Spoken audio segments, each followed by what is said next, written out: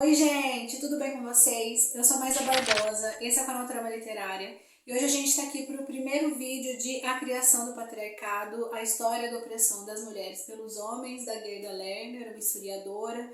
A Criação do Patriarcado foi publicado pela Cultrix e a discussão desse livro já é um projetinho antigo aqui do canal que acabou sendo interrompido esse ano, porque foram interrompidos vários projetos e várias discussões aqui do canal. Mas hoje a gente volta e a gente começa aí com o primeiro vídeo. A ideia é a gente discutir 2 capítulos por vídeo, para a gente conseguir fazer uma discussão um pouco mais aprofundada e não somente uma resenha superficial. Então a gente começa hoje com a discussão dos 2 primeiros capítulos e aí no próximo vídeo a gente continua essa nossa conversa. A gente conversa então sobre os capítulos 1 e 2, o primeiro capítulo intitulado Origens, e é justamente nesse capítulo que a Gerda vai fazer uma pergunta que vai sustentar as discussões dos próximos capítulos, que é justamente quando que começa a história da opressão das mulheres, quando que começa a história da submissão das mulheres. Se a gente fala de opressão, necessariamente a gente fala de um processo de submissão, e a pergunta que a Gerda vai fazendo nesse primeiro capítulo, Origens, é quando que isso começa, de onde que isso tem origem, de onde que isso surge. Uma das discussões que ela vai fazer no primeiro capítulo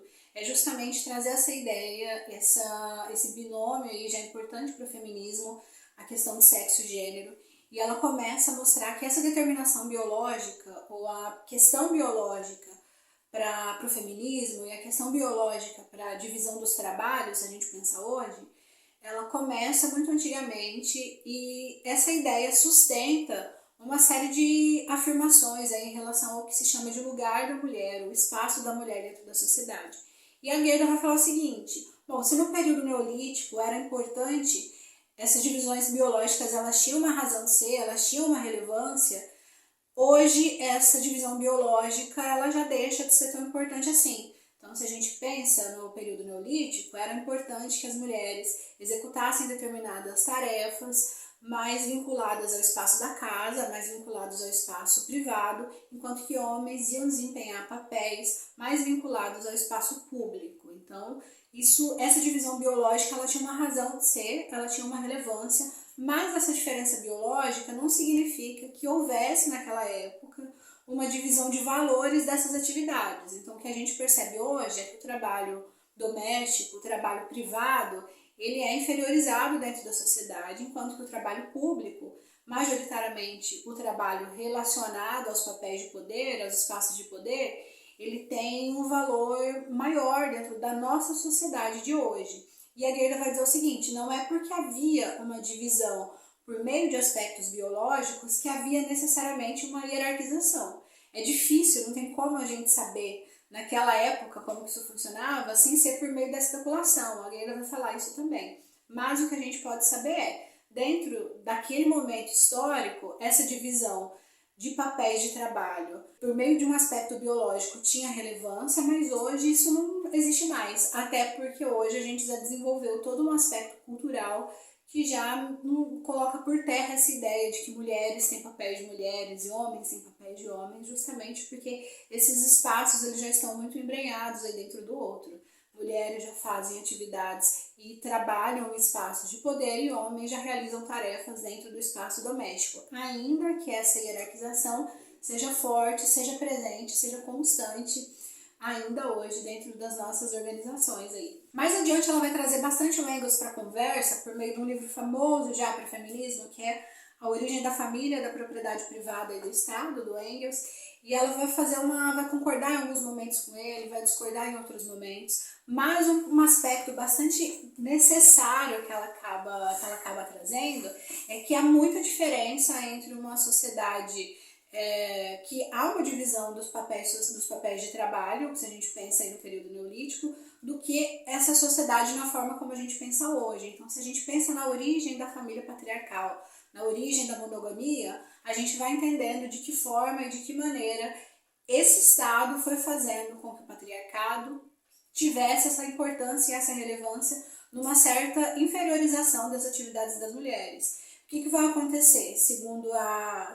Gerda vai falar, segundo a Gerda vai discutir, trazendo aí o Engels para reflexão. A partir do momento que a gente coloca, que a gente promove aí uma espécie de divisão das atividades dentro de uma família patriarcal, a partir do momento que essa divisão se mantém, o que vai acontecer é justamente que o homem ele vai se tornar patriarca, né, ou ele vai se tornar esse provedor, não somente pensando no espaço público, mas também no espaço privado. É como se esse poder desse sujeito tivesse antes relevância no espaço privado e hoje passa a ter relevância também no espaço público. A Beauvoir também vai discutir bastante essa ideia de que o homem, por mais que a mulher pareça ali uma espécie de comandante dentro da casa, por mais que pareça que essa mulher tenha ordens e tenha um papel de poder dentro da casa, na verdade a palavra final que vai valer dentro de uma família patriarcal é justamente a palavra do homem, porque é esse homem quem manda, é esse homem que traz a comida para dentro de casa, é esse homem que sustenta. Então por isso que a palavra final acaba sendo sempre a palavra dele. E isso, ela vai afirmar repetidas vezes, é muito diferente de como funcionava em tempos anteriores, porque essa ideia de propriedade privada, de família patriarcal, de propriedade privada, vai fazer com que, na verdade, a mulher seja uma extensão aí do poder do homem, com que a mulher seja também uma espécie de propriedade do homem. Mais adiante, ela continua essa reflexão acerca da participação da mulher no espaço público, e ela vai dizer, e vai trazer algumas teorias feministas já muito antigas, do século XIX, e ela vai dizer que muitas dessas teorias trabalharam e atuaram, às vezes, de maneira muito equivocada, pelo menos de maneira muito diferente da forma como a gente conhece hoje. Ela traz ali o que ela vai chamar de teoria maternalista, que surge nos Estados Unidos e que vai, em alguns momentos, falar sobre a necessidade da mulher na participação do espaço público. E essa teoria maternalista vai afirmar que é importante que a mulher participe do espaço público, é importante que a mulher tenha espaço dentro dessas relações de poder para fora de casa, porque a mulher ela tem mais tato, ou ela é mais altruísta, ou ela é mais afetiva, justamente porque ela é por causa do papel da maternidade aí. Então a Gerda vai trazer em vários momentos feministas e teorias feministas que reforçam aí esse papel biológico da mulher e que essa participação da mulher na esfera privada, na esfera pública, é necessária justamente por conta desse papel biológico dela. Hoje a gente sabe que isso funciona bem diferente, é importante que a gente tenha uma certa igualdade aí em determinados espaços e que a gente almeje e busque essas igualdades por questão de justiça social, não necessariamente porque as mulheres elas são mães e por isso ela, sei lá, precisa ter um papel político, ter um cargo político, que ela vai fazer isso de forma mais equilibrada e mais justa do que o homem, porque ela é mãe. Por mais que essa seja uma teoria feminista já derrubada, a gente ainda percebe esse discurso recorrente em alguns momentos, especialmente em discursos políticos, muitas vezes, de que a mulher ela seria uma política melhor ou ela exerceria uma função política melhor por causa da maternidade, então por conta disso ela é mais justa, ela é mais altruísta, ela é mais bondosa, o que não tem sentido nenhum. Uma outra coisa que ela fala, já mais pro final do capítulo, é em relação ao aspecto de, bom, se a gente tem aí hoje uma sociedade patriarcal, temos sociedades patriarcais, e a gente percebe que essas sociedades patriarcais colocam os sujeitos, as mulheres e as crianças num papel de submissão, houveram outros modelos, a gente pode encontrar em algum momento na história outras formas de organização, e aí a Gerda vai mostrar pra gente que, apesar da gente não conseguir provar, da gente não conseguir encontrar um modelo de sociedade patriarcal, a gente consegue encontrar e consegue verificar a existência de diferentes modelos de organizações da sociedade, diferentes modelos de organização das famílias. E isso é um aspecto um tanto complicado de se analisar, porque sempre que se pensa numa sociedade matriarcal, se pensa meio que no oposto da sociedade patriarcal. Então é como se a mulher, da mesma maneira, fosse exercer um espaço de poder na qual daí o homem tivesse uma condição de submissão, uma condição de inferioridade. E ela fala que essas referências não são suficientes para a gente analisar de uma perspectiva histórica, justamente porque quando a gente volta, quando a gente retorna, esse modelo que a gente tem hoje não pode ser a base para a gente analisar outros modelos. Então ela vai dizer, se a gente não consegue encontrar um modelo de sociedade matriarcal, a gente consegue encontrar outros modelos de sociedade que funcionaram de diferentes maneiras ao longo da história. No capítulo 2, intitulado Hipóteses de Trabalho, a Gerda vai começar fazendo uma reflexão que já também bastante importante, bastante recorrente no feminismo contemporâneo, que é em relação à ideia de que a gente precisa tirar as mulheres dessa condição de vítimas históricas ou de constantes vítimas da sociedade. Quando a gente pensa na história e na construção do patriarcado, a gente precisa entender e estar com a ideia bastante presente de que as mulheres também tiveram 50% de responsabilidade aí na construção dessa sociedade. Então, não são os homens constantemente, desde o início, desde o princípio, construindo uma sociedade patriarcal na qual as mulheres são uma vítima recorrente, assim, uma vítima constante. Ela vai dizer que homens e mulheres em conjunto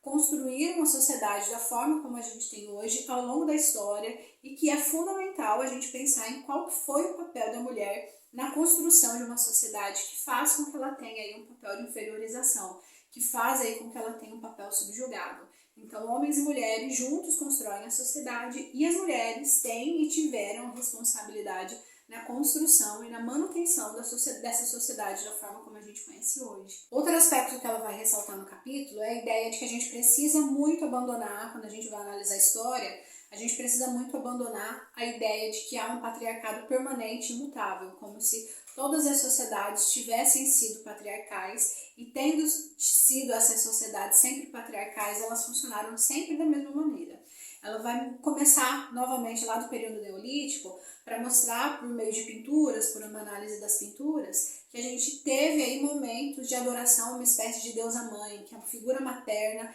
ela era adorada e cultuada como uma deusa, e esse culto, ou essa adoração à imagem da deusa mãe vem aí da necessidade da figura e da importância do papel da mulher e do papel da maternidade dentro desse período. Ela vai mostrar aí que em períodos em que os seres humanos viviam aí entre 30 a 35 anos no máximo, a figura da mulher ela tinha uma importância central, justamente porque o cuidado dessas mulheres aí nos primeiros anos de vida, dessas crianças, desses bebês, era fundamental para conseguir a manutenção de uma comunidade, de um determinado grupo social reduzido. Então, se a gente tinha uma determinada comunidade, era fundamental fazer com que essa comunidade se mantivesse viva mais tempo, as pessoas dentro dessa comunidade se mantivessem vivas por mais tempo. E por isso, justamente, o cuidado das mulheres com relação às crianças era fundamental, justamente porque amamentando, como essa mulher amamentava, esse processo aconteceria o tempo mais longo possível, justamente para poder fazer com que essas crianças ficassem vivas. Então,